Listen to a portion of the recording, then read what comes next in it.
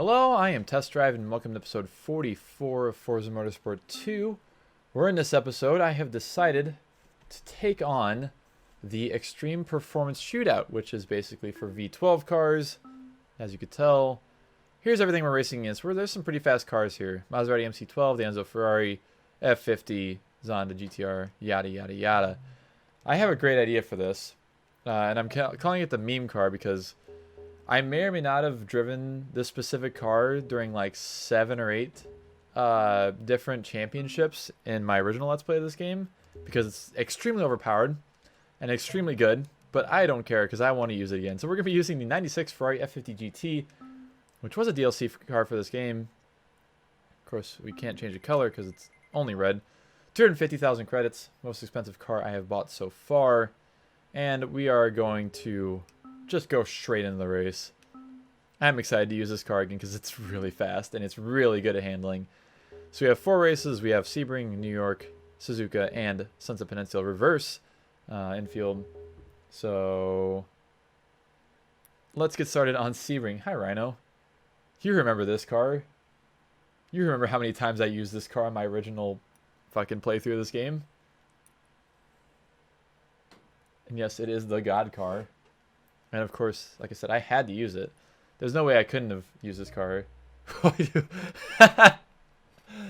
Yes. The God. The F1, literally an F1 car, because it fucking revs to 11,000 RPM. Doesn't this have the same engine as the F333 SP or whatever? Or is that something else? I'm pretty sure this car has a like a legit F1 engine in it. And we're also doing the full track of Sebring for once, not the short versions, which is pretty neat. Feed Ferrari's ego, yes, I will. I feel like I also used this car during this exact thing in the original Let's Play as well.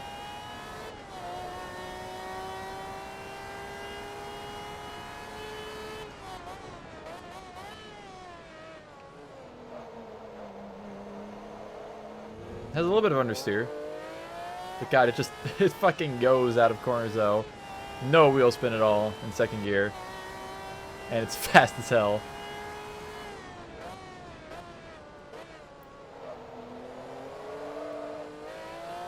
And this will also be the first U999 class car I've ever used in this Let's Play so far.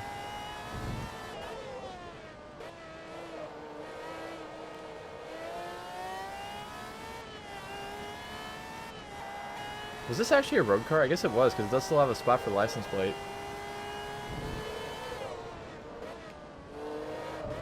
God, cruising through here at 90 miles per hour is ridiculous.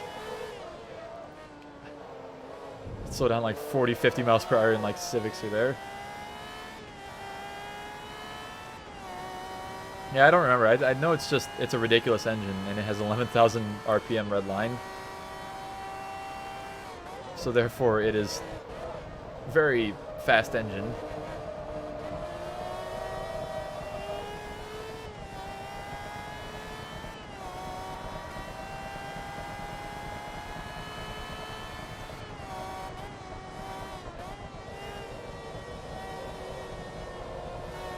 No. Almost goofed that up.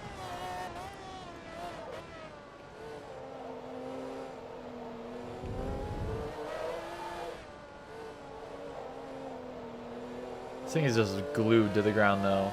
I love it.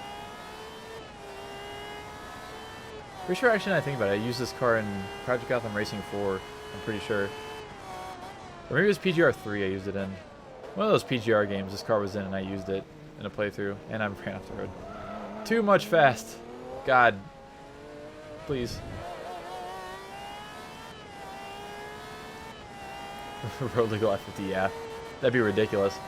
I wouldn't say that this one is completely out of the question. Like I said, it does have a... I mean, I guess there's like some sort of shutoff or something there in the license plate area. I don't know. It has mirrors. I mean, you know, race cars have mirrors. Never mind. I'm stupid. I'm like, it has mirrors, but, you know, in racing you can use mirrors too, especially with a car with no back window. That is true, Traumatized. That is very true. That's the theme of That's the theme of roadkill, honestly.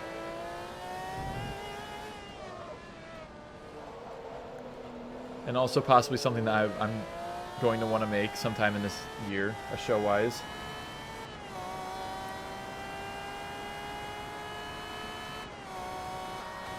Yeah, I'm sure you could. Well, I mean, it's probably a lot easier to get this to be road legal in like some country that's not the U.S. though. I mean, it could probably be road legal in Florida. Florida will literally fucking title and insure anything. It's ridiculous. You see some of the craziest shit in Florida, like, you know, 10-year-old JDM cars and stuff. It's like, how the hell are you doing that and not getting the car crushed? Because, like, hey, here's a VIN, but the VIN is actually for a 1994 Toyota fucking Nissan 240SX, but it's not an R34, no.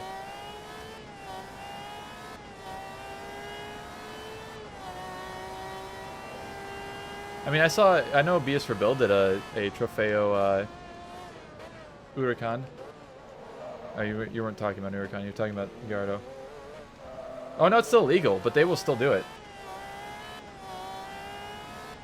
Like, there's a reason that there's R34s, actual R34s driving around in Florida, which I've seen in person. Not in Florida, but they were here as, what were they? They were like, I guess, kind of help cars for a road rally that went through my area. Like, 2 legit R34 sedans with Florida plates.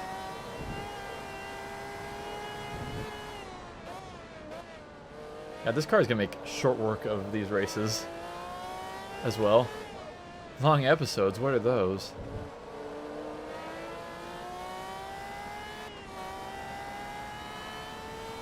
That's a fuel leak. I mean, I got my Chrysler TC by Maserati licensed and insured, and it didn't even run.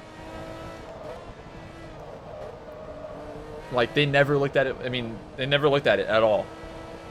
They didn't do a safety inspection or nothing, or anything on it.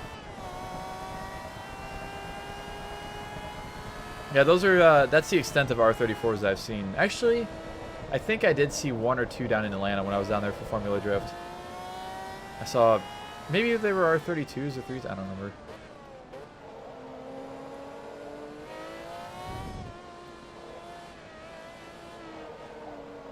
If they are stupid like Cali?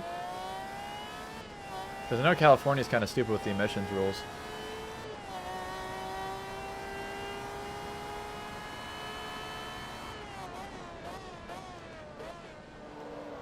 Fucking first turn is always awful. Actually, it's not the first turn, but whatever.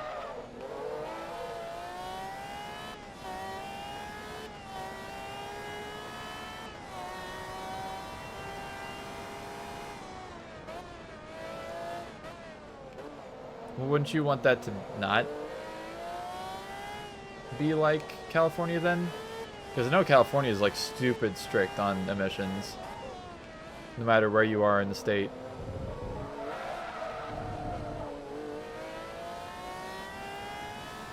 Okay. I don't know if I read your shit wrong or...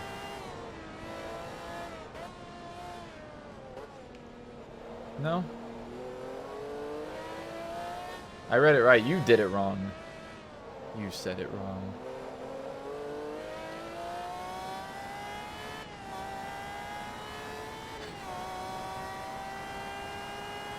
Ooh, Gallardo? Ooh.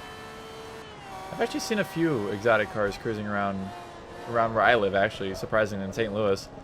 Like i8s and, I've seen F430s and the 355 or 2. What else did I see? I saw something else recently. Also raced on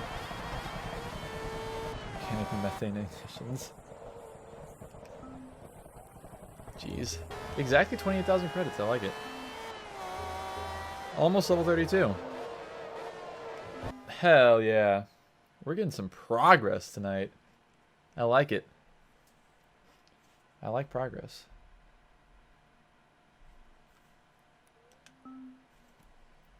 God, I would love my Maserati with no catalytic converter on it anymore.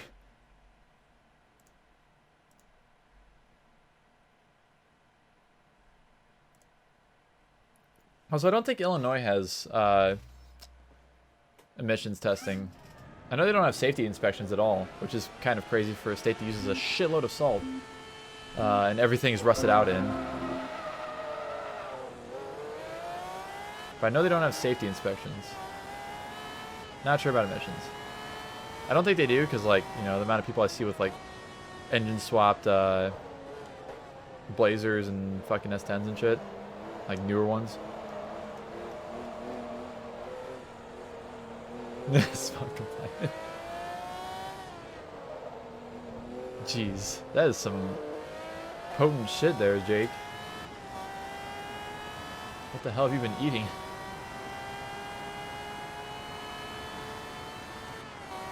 But yeah, my TC is literally turbo, straight pipe, all the way to the muffler right now. I doubt I'll change it either, because I'm not going to ever... I don't plan on moving to California, and I think that California would be the only state I would have to have a catalytic converter in on that car.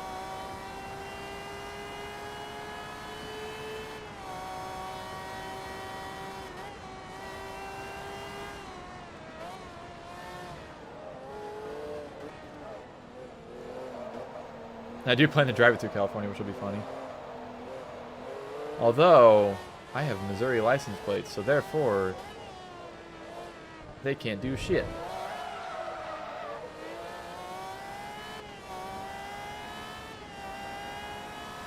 Stig's Persian cousin. I've seen a lot of Stig's blank cousins in my day, mainly because of Top Gear US, with Tanner Faust, Rutledge Wood, and Adam Ferrara. But, or no, I have seen it because of the little bit of UK Top Gear that I've watched. But I don't know about Persian cousin. I remember Stig's American cousin. He added on a few pounds.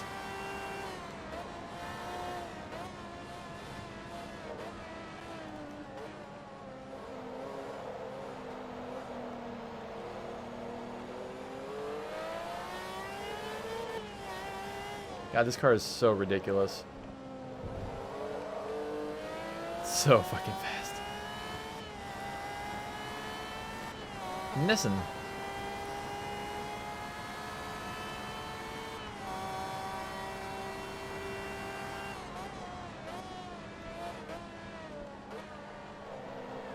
Ready, set, Sentra.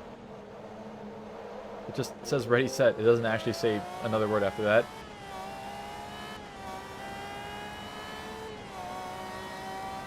Yeah, it's literally the same thing as GT4's New York, except for, yeah, like you said, the zigzag.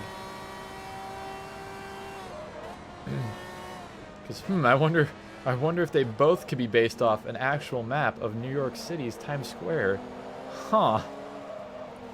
And after being there, I can confirm that this is what fucking Times Square looks like. I think the width of the roads are definitely a little bit generous, though.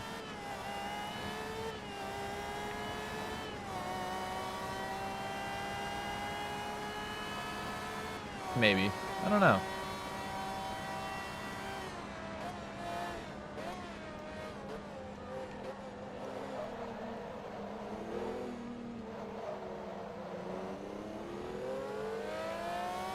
Oh, I'm sure.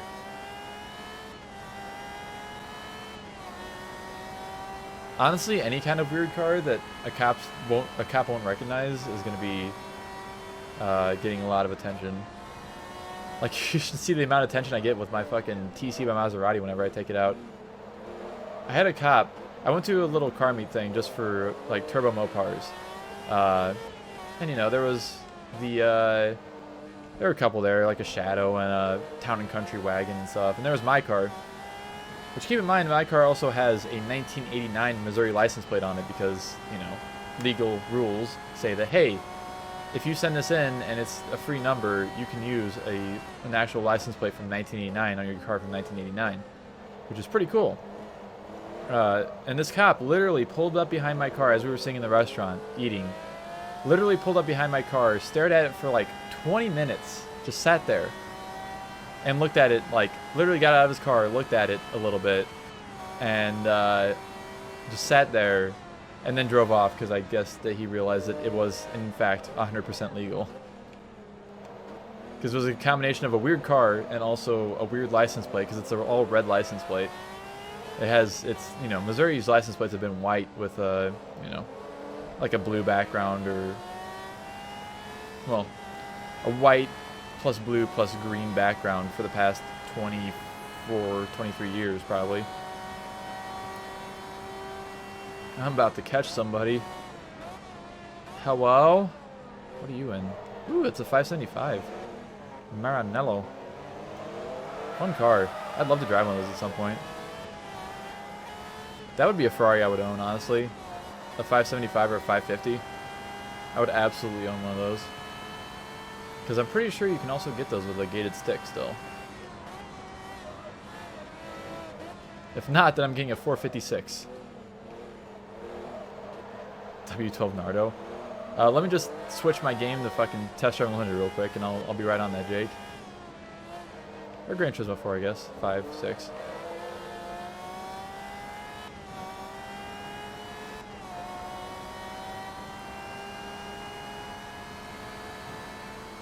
A12 super fast. I don't really see the big hype behind the new Ferraris. I don't really like the styling of them, honestly.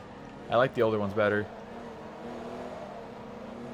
Like the newest Ferrari, I could probably be like, wow, I actually like the styling of this, is probably the 575, because while I do like the 612s, they're not as good looking as the previous generation.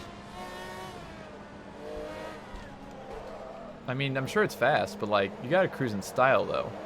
And if I don't like the way the car looks, then what's the point of being like, hey, I'm gonna drive this car? Like, I can make an ugly ass something old fast with an LS and a fucking turbo if I wanted to do that and spend a lot less money. Even if I did like a full track car, I'd be in less money than one of those newer cars.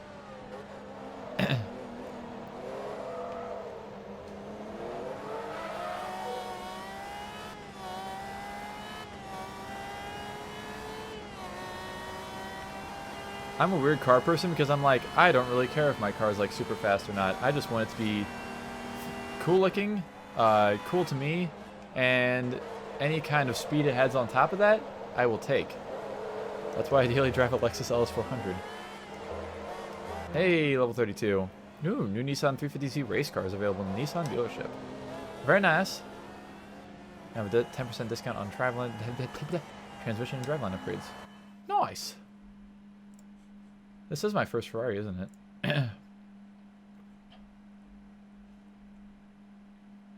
Alrighty, next race.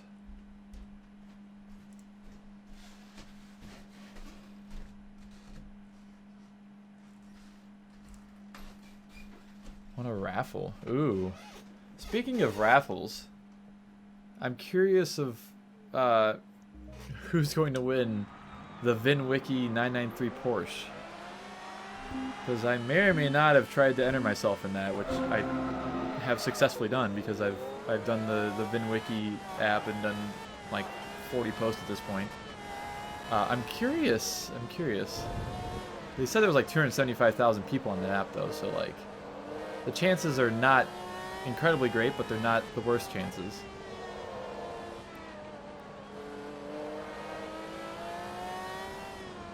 So yeah, that sounds kind of crazy. A raffle to drive in fucking Ferrari 812 for a week.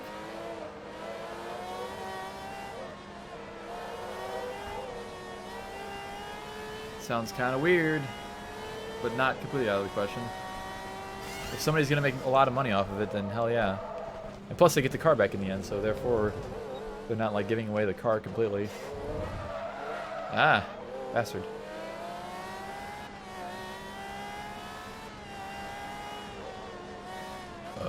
Excuse me.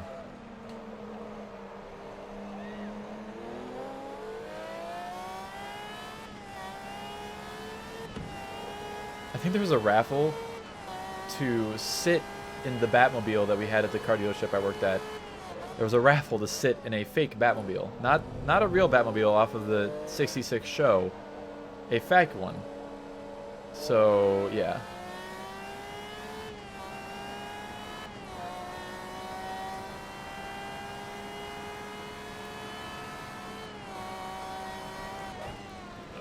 God.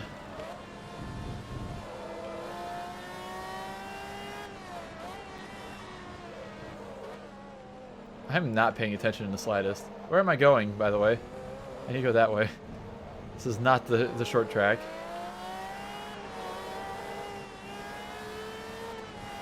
Yeah, I mean, you wouldn't want to drive it anyways. It was really garbage to drive. I drove it a bunch of times.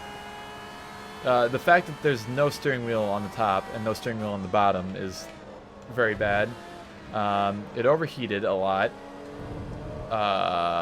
The brakes didn't work very well. It was not a car you specifically want to drive. Maybe ride around it, but not drive.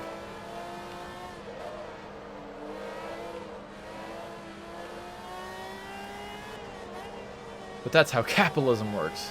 Capitalism bad. You can't just be like, $1, whatever. You have to complain about it. Yeah, it's a...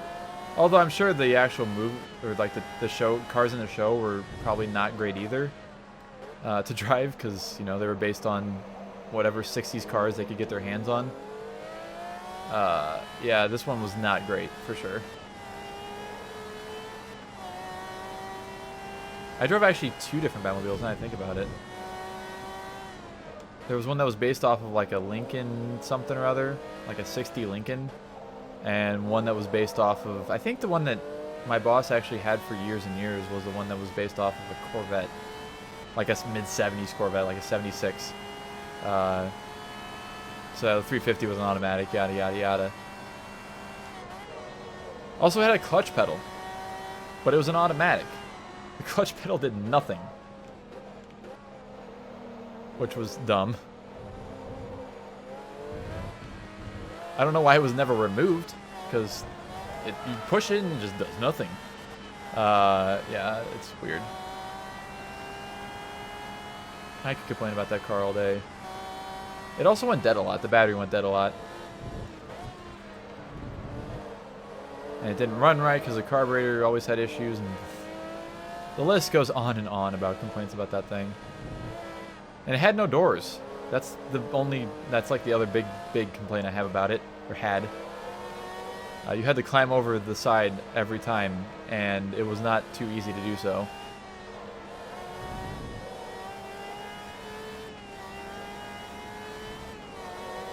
Oh, shit.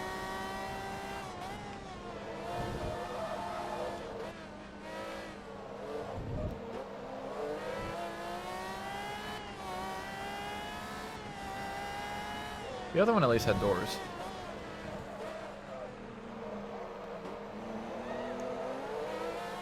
And apparently there's another Batmobile replica there now too. That's completely different from the other 2 that I just talked about. So there's a 3rd one. I'm sure he paid a shitload of money for it too. I think the last time I saw he was asking like $100 grand for the old Batmobile replica. Which I'm like, nah. Couldn't see it myself.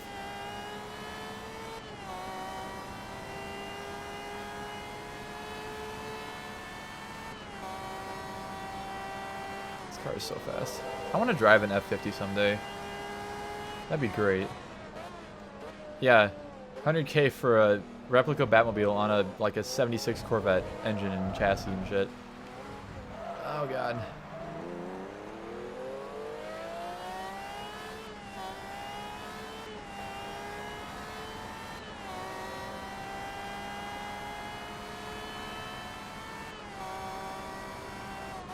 At least I think it did have a title, so you could like actually drive it and license it and stuff.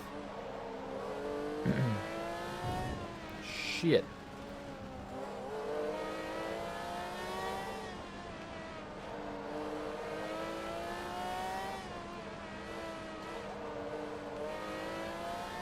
Yeah. Like even if it was built on like an old truck chassis or something, it would have been better. And the body was not very reinforced either. As you were driving down the road, you could just watch the entire body just shake because it was all fiberglass, and it shook so bad every time you hit a bump, and it creaked and sounded like it was gonna fall apart. Not the greatest experience of driving.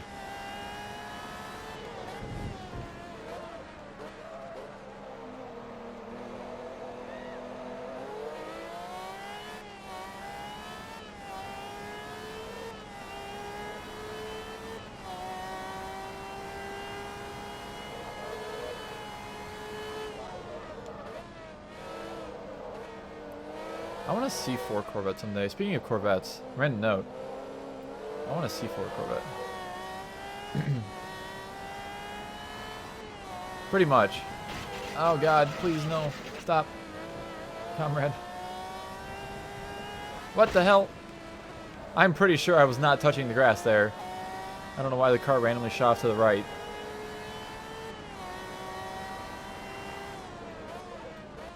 But like, I saw a really appetizing C4 Corvette. It was like an 88, I think. It was an automatic car, which is okay, because the 4... I would like a 4+3, but I heard they break really easily. I have driven a 4+3 Corvette, and it was actually a lot of fun. But that was also probably because that was a twin-turbo Callaway C4 Corvette. So it was making like 375 horsepower, and it had the 4+3 transmission. But yeah, it was like an 88 Corvette. It was triple white, so the interior was white, the exterior was white, and the wheels were white. And it had like 88,000 miles on it, or no, like 50,000, I think. Less than 50,000. And they were asking like $8 grand for it. And I was like, if I had the garage space and I had just a slight bit more money, I would go for that. Because like, sure, it's a TPI fucking 350. But I know there's so many parts to fix those with, because I know they're not perfectly reliable. But there's a lot of parts to actually fix them with, and they're not that expensive to work on either. And the transmission's like a TH400 or a whatever it is. It's a 4-speed automatic. I don't think it was a 4L anything yet. How would you LS it? It only has 50,000 miles on it.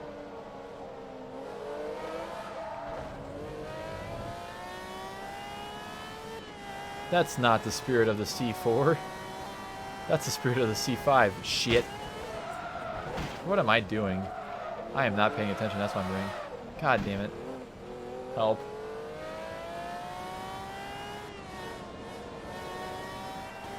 But small blocks are great. For Trans Ams too. Big oof right there.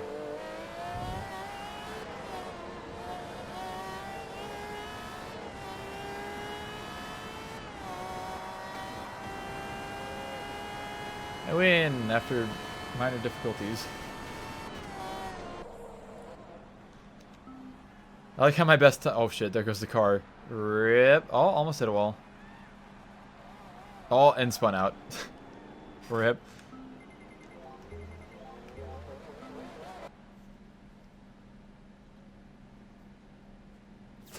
Fiber. Don't 3800 fibers make like not even 200 horsepower, like 160, something like that? 150, 160.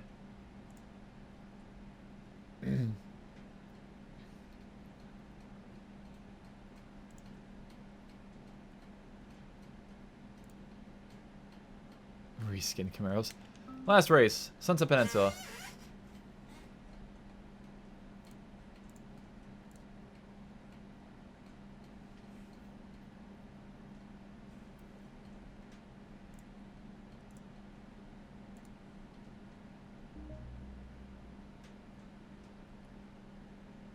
Alrighty. Let's go.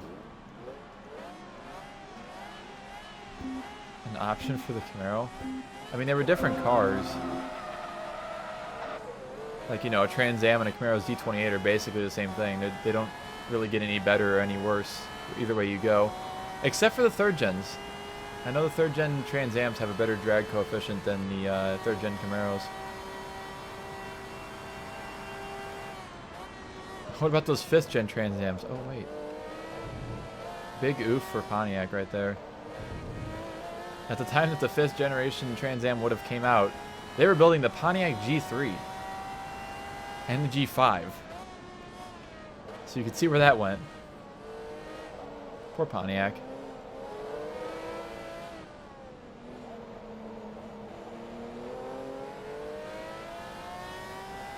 RC 3rd gen. God, I want to drive a manual transmission 3rd gen IROC Z. I've driven a 3rd gen Z28 convertible Camaro.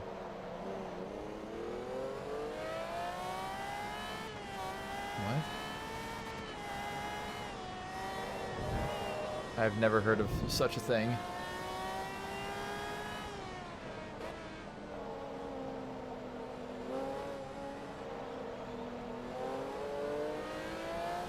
Seal headlamps.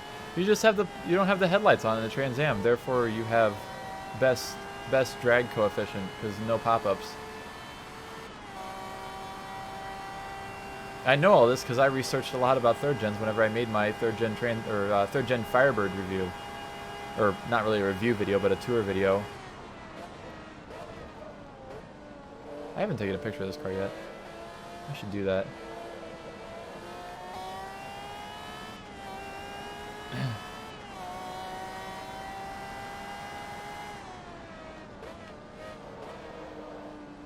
I want to get the front facing towards the sun though.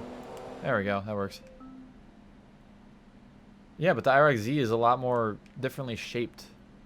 The body is nowhere near like the same shape on the Camaro compared to the Trans Am. They have a lot more stubbier nose. Alright, we're gonna go like right there.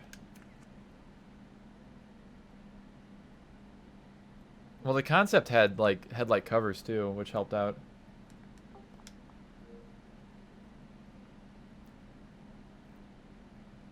Forza 2 best Forza? I can kind of agree with that. I do like Forza 2 a lot. I also like Forza 4 a lot, and I also like Forza 1 a lot. I also like Forza 7 a lot.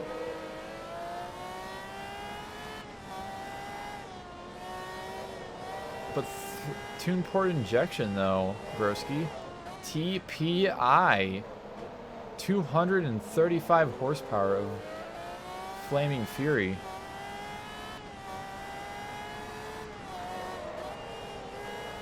Also the 3.8 Trans Am. Quite possibly one of the best Trans Ams ever made. The 3.8 turbo. The Grand National Engine one.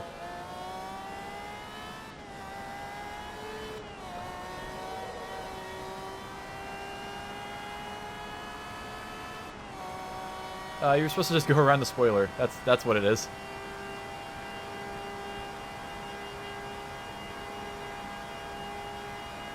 That's how you get into the back of the IROC Z concept.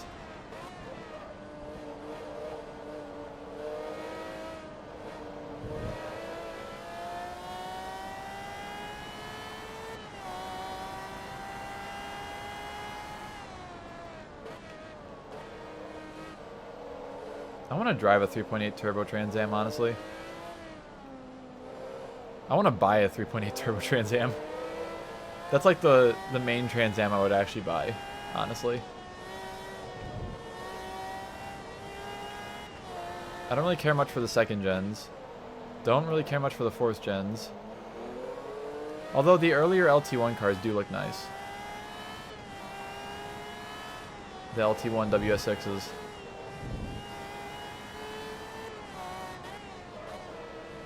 With a 6-speed, of course.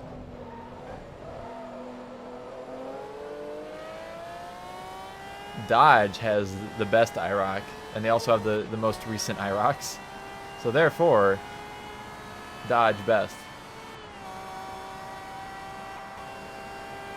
And also, the Dodge was more powerful than the IROC Z Camaros. Oh, where am I going? Hello? Fuck. I am really paying attention well, as you can tell.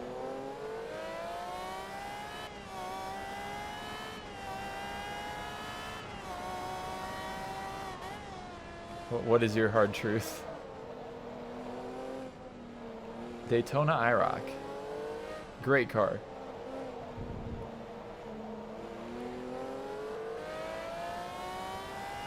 Maybe now, yeah.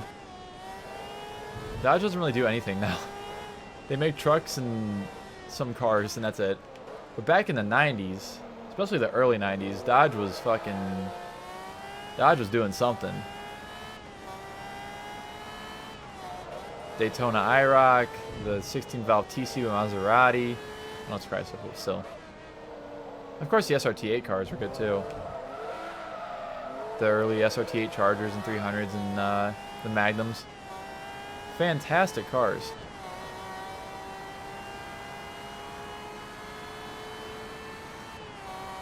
That's only if you get the V6 cars. If you get the 4-cylinder cars, you get a better car and a better engine that's not a Mitsubishi engine.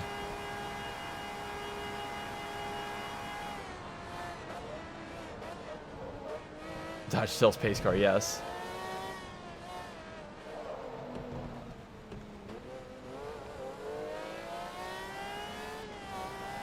Dodge uses the 4G63 only in the DSM cars. I'm not talking about the DSM cars. I'm talking about the fully Chrysler-built cars. They had Chrysler engines, 4 cylinders, turbos, making as much or more horsepower than Fox body Mustangs and Camaros of the same years. There wasn't a 4G63 in a Neon. Neons either had like the 2.0 or the 2.4, which are both Chrysler engines.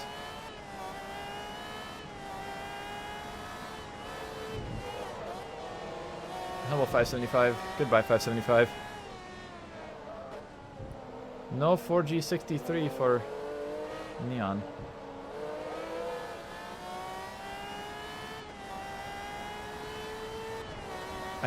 I think it's like 4G74 or something is the 2.6 liter. The Quad 4 is an interesting engine for sure. Don't think I've ever driven a car with a Quad 4. Now the Iron Duke, that's where it's at for GM. Find a Camaro or a Firebird with a Quad Duke, Iron Duke.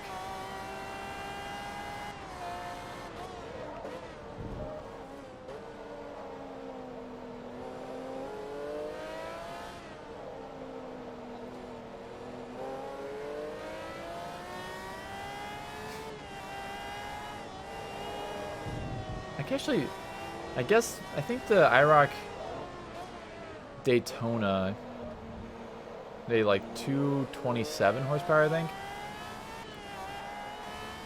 Which actually wasn't, I don't think it was more than a Fox body. Maybe a low-powered Fox body was like 215, 220. But I think they made like 235 in their last couple of years there. But then you had the Spirit RT as well, which had the same engine. Was the fastest sedan on sale in like 1993. Faster than Mercedes, faster than BMWs.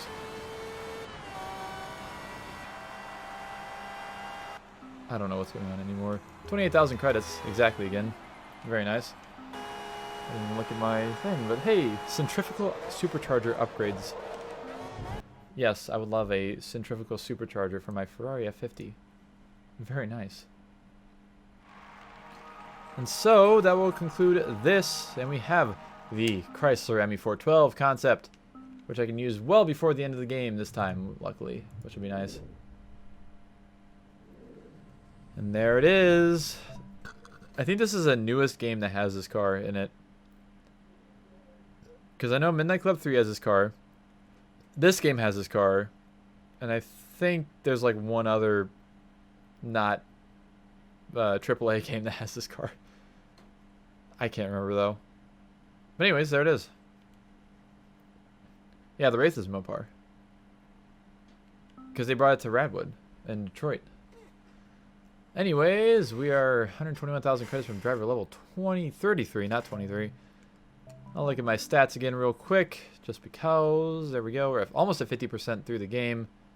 And 1,066 miles driven. So that will conclude this here episode of Forza Motorsport 2. Thank you all so much for watching, and I will see you in the next one.